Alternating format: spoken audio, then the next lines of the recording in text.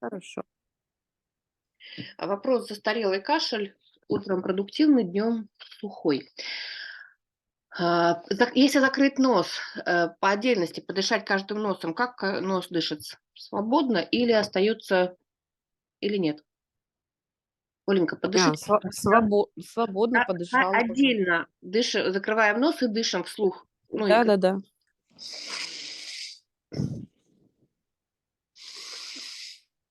Ну, левая немножко не так, но она у меня была оперированная, потому что была перегородка, а правая нормально. Хотя в правой щас гайморит пристеночный, ну, на МРТ определяется, но сейчас ничего нету такого.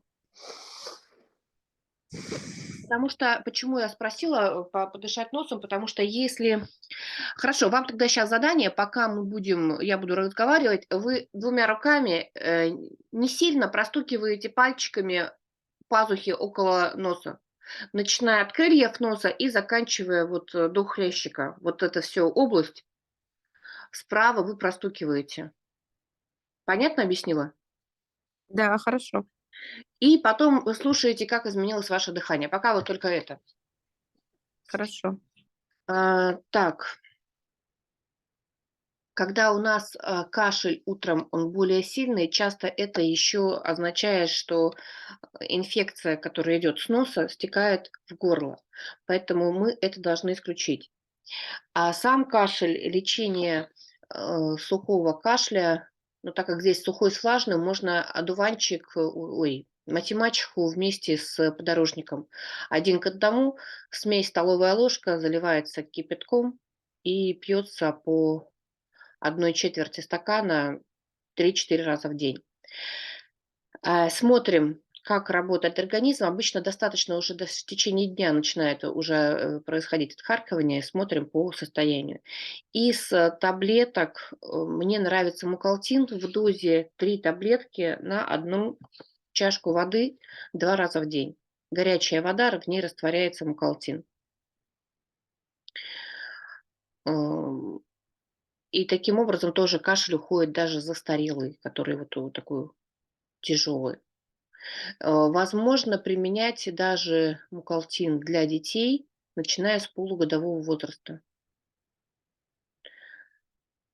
Ну, по симптомам, естественно, если такой кашель есть. И в принципе, оттуда я этот рецепт и узнала, потому что ребенок был маленький, заболел, и это то, что как раз врачи советовали в больнице.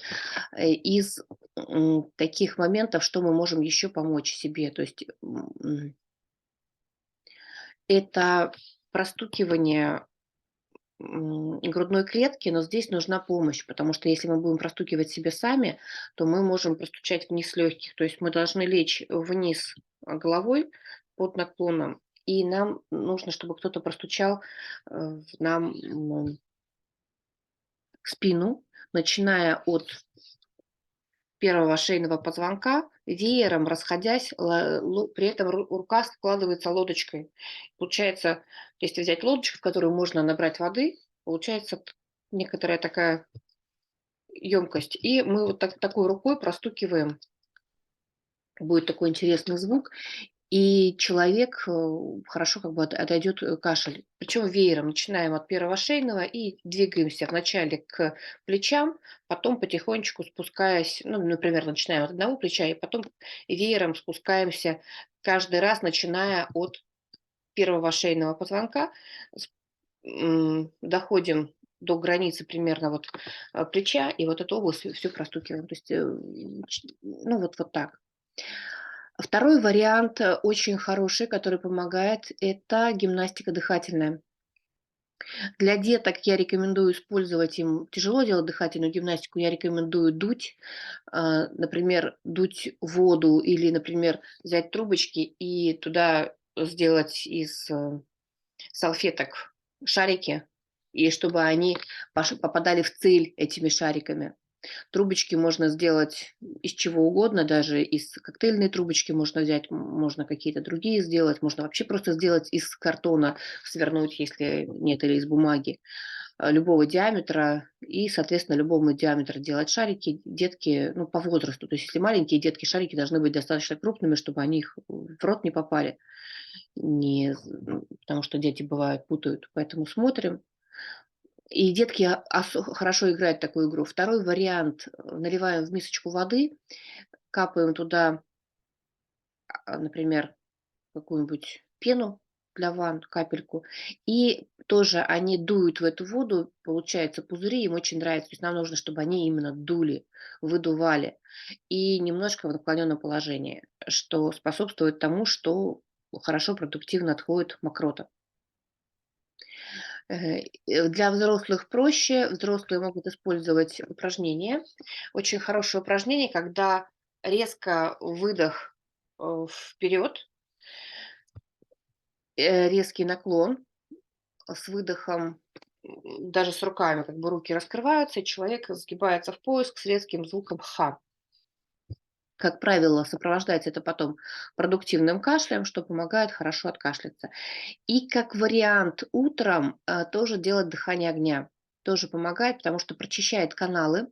Тонкие каналы дыхания огня я уже объясняла, но сейчас объясню. То есть мы сидим, желательно вообще легче делать в позе по-турецки, но можно даже на стуле. И мы контролируем только выдох. Выдох резкий животом. Живот у нас двигается в сторону позвоночника. Резкие выдохи, но когда мы прочищаем дыхание, мы используем именно, чтобы нам нужно прочистить нос, и мы дышим только носом. Можно иногда это использовать для проживания боли, например, тогда мы дышим ртом. Но здесь нам конкретно нужно открыть каналы, которые связаны с дыханием. И поэтому мы дышим носом, частые выдохи. Сейчас покажу ртом, но на самом деле то же самое можно делать носом. То есть резкие выдохи, короткие. И вдох мы не контролируем, контролируем только выдох. Мы максимально живот в это время стремится к позвоночнику. И вот такие серии коротких выдохов тоже позволят, но только мы делаем это носом и вычищаем, прочищаем носовые ходы, открываем каналы. Очень хорошее упражнение. И для того, чтобы просто вот трахеит его не сильно, ну, то есть вот можно как бы такую медовую лепешечку, например, сделать, тоже помогает. Если нет аллергии на мед. Мед мы добавляем муки и замешиваем только с медом лепешечку, и ее прикладываем к области либо первого грудного позвонка, либо груди с первой, ну, то есть под ключицей в районе вилочковой железы. По центру груди, то есть спереди. И таким образом накрываем ее пленкой, чтобы, ну или тканью, чтобы потом она... И работает она несколько часов. После этого снимаем. Тоже она помогает убрать воспаление. Но почему мы проверяли нос? Потому что нам нужно было понять причину. Оль, я надеюсь, вы еще простукиваете. Вы нам сейчас скажете, вот включите микрофон и подышите сейчас носом, что изменилось ли состояние носа. Потому что, в принципе, за 5 минут простукивания уже обычно меняется картина носа, дыхание, и человек дышит. Причем простукивание — это не стучать силой по лицу или по какой-то части тела.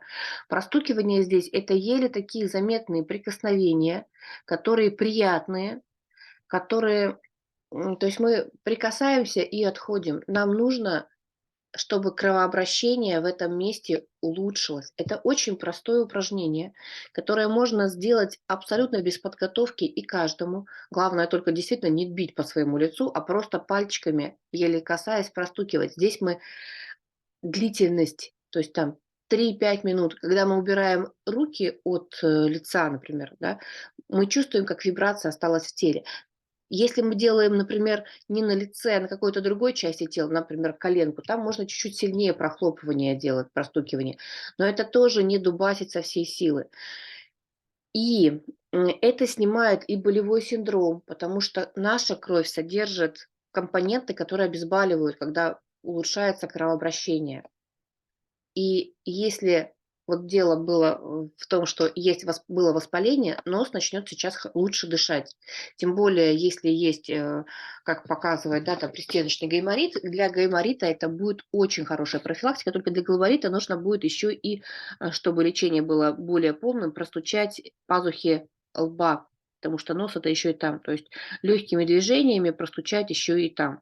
И тогда это будет более полно.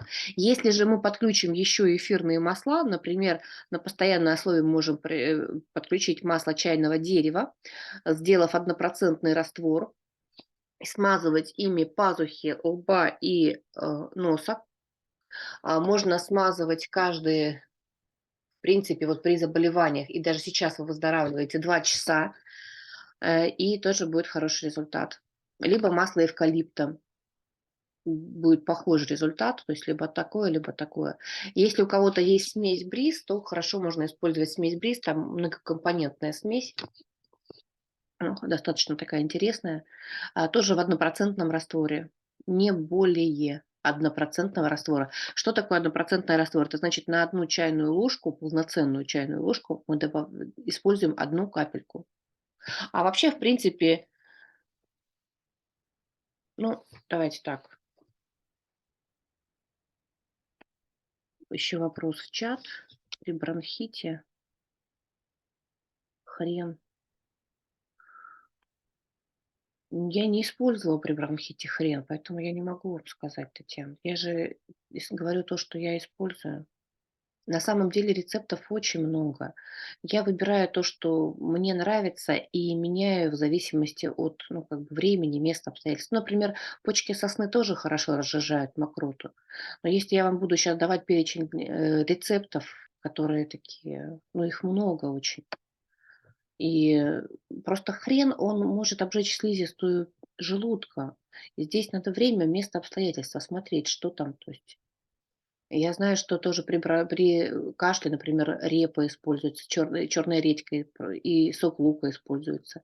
Заливается медом, делается углубление в луковице или в той же черной редьке, заливается мед, и потом вот такой по чайной ложке кушается 3 раза в день то, что там образуется. Ну, такой тоже способ есть. На самом деле способов очень много. Кстати, один из таких простых, наверное, способов, которые это кожура яблока. Главное, чтобы это яблоко было нормально, а не покрыто слоем непонятно чего. Кожура яблока заливается кипятком, настаивается, это тоже средство от кашля. Или, например, банан, мякоть банана режется, заливается кипятком, настаивается до теплого состояния, это примерно 40 минут. И тоже вот выпивается это деткам, например, приятно. Ну, хотя подорожник с математикой тоже приятно. Они есть в сиропах, тоже можно использовать готовые. Но там просто сладость какая-то непонятная. То есть кому-то она, например, будет не очень хорошо. Из гомеопатических средств мне нравится сироп Стабдаль. Вот его деткам хорошо давать, детки хорошо применяют. То есть способов лечения множество, просто их очень... Ну, то есть если я вам начну все перечислять, и даже сейчас это займет много времени. Вопрос больше важнее, мне кажется, понять, что причина. Оленька, включите микрофон, поделитесь, что стало с носом, дыханием, подышите. Ну или вы, может быть, проверили без включения, поделитесь, как стал нос дышать. Мгм. Ну, такое тепло пошло, во-первых, да, Мгм. и, ну, дышать просто, наверное, все равно прочистить сначала надо. Вроде прочистила, но вот сейчас чувствуется, что там набралось что-то еще. Мгм. И сделайте дыхание огня. Мгм, да, И посмотрите, как тоже изменится ваше дыхание. поняла, хорошо. Сегодня сделаю, завтра отпишусь. Да можно даже сейчас закрыть это, то есть это делается там Ага, буквально минуту сделайте. Я пока еще хорошо. что-нибудь расскажу, и потом поделитесь, потому что как раз нос прочистится у вас. Сделайте просто.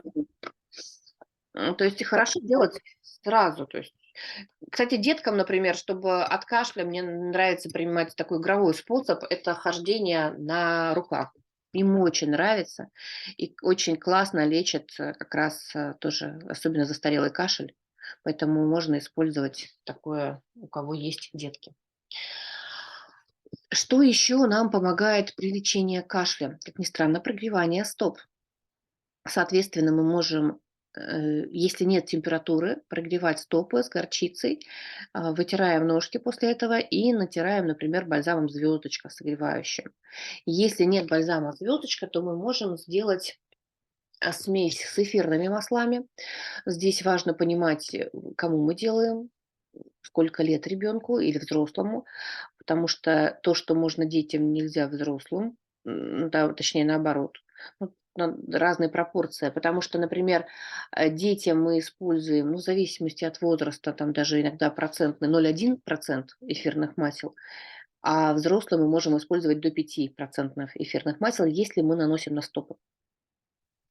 А если, помните, я говорила, 1% раствор, это на 5 миллилитров мы добавляли одну капельку. Э, Так, какие эфирные масла можно использовать безопасно? Для лечения можно тоже чайное дерево использовать, эвкалипт, но нам хорошо бы разогревающие масла. А такие масла, например, являются корица, согревающие, гвоздика будет согревающая. Но корица достаточно дорогое эфирное масло, поэтому не у всех есть. Но что, ну, бальзам звездочку, мне кажется, попроще купить будет дешевле. Так, что еще мы можем сделать? И даже если ничего нет, просто разотрите ноги, хотя они горят, ну, то есть вытерев насухо, просто растереть еще и наденьте носки шерстяные, чтобы эффект усилить. Теплые ноги, они тоже способствуют продуктивно тому, что, то есть вы точки ну, активно, почему мы растираем, чтобы активно воздействовать на те точки, которые есть на стопах, и вы заденете зону легких. Какая еще точка будет способствовать вообще, чтобы кашля не было? Посмотрите это точка легких, которую достаточно легко найти. Для того, чтобы ее найти, нам нужно закатать рукав чуть выше локтя, согнуть руку в локте, и мы получим на сгибе некоторую такую естественную морщинку, ну, как сгиб. И вот в этом углу морщинки, которая ближе к локтю, мы нажимаем точку под углом 45 градусов внутрь. Это точка легких. У очень многих людей она болезненна. Особенно, когда вот с легкими непорядок, она болезненна. Когда закрыто разрешение себе жить, она тоже болезненна. Вы можете сейчас найти ее, прощупать. Если не получается найти, то есть не понимаете как, тоже задайте вопрос. Я постараюсь более подробно объяснить. И эта точка тоже, она поможет в работе. Также мы можем массировать мизинчик, весь мизинчик, найти там болевую точку, массировать его, и можем меридиан, который идет до мизинчика. То есть это начиная от кисти по тыльной, по внутренней стороне, э, нащупать болевые точки и тоже их промассировать. Ну, там и сердце идет, и легкие одновременно, так канал, и тот, и тот. Ну и даже пищеварение, кстати, улучшится, потому что там и точку вы, скорее всего, то есть вы простимулируете внутренний огонь, внутреннюю жизнь, потечет энергия хорошо. Оленька, да, есть что сказать? Я просто хотела про эту точку. 45 градусов с внешней стороны, ну, как бы С внутренней с стороны. или с внутренней? Ага, все Внутренней хорошо, стороны. спасибо. С внешней там. И мы нажимаем, воздействуем на нее, смотрим, какая-то, может быть, болезненная будет, какая-то не болезненная. А, И локоть должен быть под 90 градусов. То есть мы руку сгибаем под 90 градусов. То есть не плотно прилегаем ее так к плечу, плотно сгибаем, а под 90, ну, то есть прямой угол у нас примерно образуется, примерно. То есть не надо вымерять с помощью линейки. Тогда легче будет эту точку нажать, потому что рука будет расслабленное состояние. Если вы плотно напряжете, вам просто будет труднее ее прочувствовать, или вам будет очень больно, потому что вы канал может быть пережат. Мне нравится на нее воздействовать очень интересным образом. Когда вы найдете эту точку, а, продавите ее. Легче всего продавить, если у кого-то особенно маникюр, это либо специальной палочкой, либо используйте костяшку, когда вы сгибаете пальчик и прожать. Там может быть болезненное ощущение. И когда вы его найдете, после этого просто рукой подвигайте немножко вправо-влево некоторое время. Это может быть 1-2 минуты, бывает 3 минуты, но обычно до 2 минут боль проходит. Поэтому точка потрясающая, классная. Используйте во благо. И самое интересное, стимулируя точку легких, мы стимулируем желание жить, желание действовать. Потому что часто, ну, это неосознанное, да, почему мы заболеваем. Нам трудно справиться с какой-то ситуацией, трудно жить. Нам приходится прилагать усилия, и но всегда любое дело нам всегда трудно. Что-то новое начинать или даже продолжать, собраться в этот момент — это всегда трудно. Это, такой закон. То есть нам всем приходится собираться, мобилизовываться. То есть есть то, что радует, а есть то, что трудно. И некоторые дела делать, нужно с трудом. А даже то, что вам интересно, может быть трудно делать. Поэтому смотрим. И вот эта точка легких, она поможет не только в простудных заболеваниях, но также она поможет тем, что станет легче даже дышать, жить по факту, действовать. Поэтому точка классная. Поделитесь, кто сейчас массировал точку, что изменилось, ну, вообще в точке зрения боли. И буквально минутку мы будем заканчивать, переходить. Ну, можно поделиться, пока подумаю. Ну да, промассировала слева и справа. Слева больше болезненности, справа меньше. Но прям это, даже то, что ее промассируя и интерес к жизни вообще как-то для себя отметила. Потому что иногда так это, упадок какой-то вот в этом плане. И думаешь: "А зачем все это? Какой". Кому это надо, да?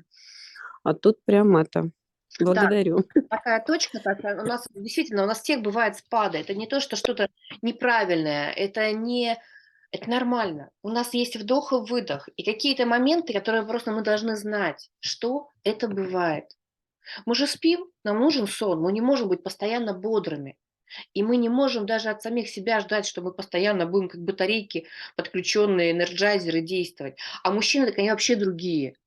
Если женщина, ей вообще трудно остановиться, она в принципе делает, даже там, если там у нее слегка барахлит батарейка, делает, то мужчины, например, приходя домой, они вообще считают, что они отдыхают и что им не надо ничего делать, как правило. Они переключаются с дела на дело, и переключиться на другую работу, например, на домашнюю, у них иногда заклинивает их, то есть им тяжело. И для этого очень надо, ну, то есть разговаривать с ними, то есть объяснять им и искать точки соприкосновения. Потому что кто, может быть, замечал, что они приходят с работы, они, во-первых, другие, конечно, они выдыхают. И часто они считают, что дом — это просто место, где нужно отдохнуть, что это их все это берлога такая. То есть это особенность психики, которая позволяет женщинам постоянно, женщина ни на минуту не отключает свои мысли, вообще никогда. А у мужчины они могут работать только в одном направлении. И каким-то образом они у них выключаются. Ну, то есть они расслабляются, переключаются, например, на расслабление, и все, они в этом режиме.